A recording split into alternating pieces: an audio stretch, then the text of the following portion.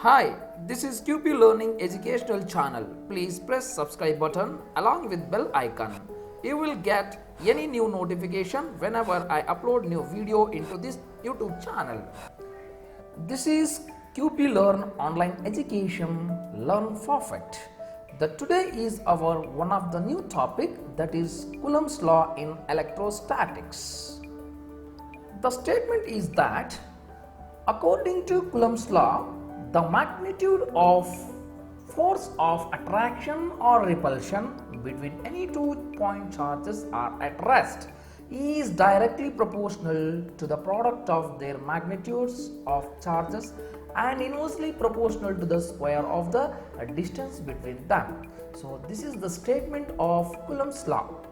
See, according to him, the force between any two charges, how much force will be exerted when the two charges are kept near.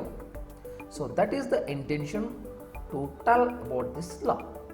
Then after, just we have to know about the formula of Coulomb's law. F is equal to 1 by 4 pi epsilon naught into Q1 Q2 divided by R square. Here Q1 and Q2 is the product of the charges, is directly proportional to force between the two charges, and R is the distance, it is inversely proportional. It is like that. F is directly proportional to Q1 and Q2.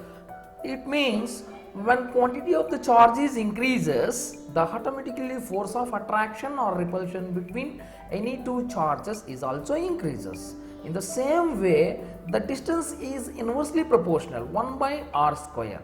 So inversely proportional means if one quantity is increases, automatically the other quantity will be decreases. For example, if the distance between two charges is, if you increase, so automatically the force will be decreases. So that is called inversely proportional.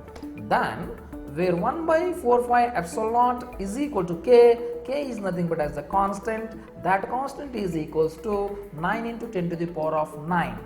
So sometimes while calculating any problems, you can directly use 9 into 10 to the power of 9 instead of 1 by 4 pi epsilon naught. So then we have to know about the Coulomb's law in vector form.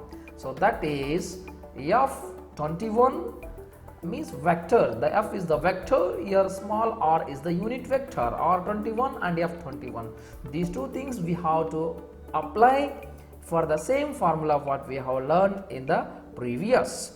So thank you for watching this video. Have a nice day. Bye bye.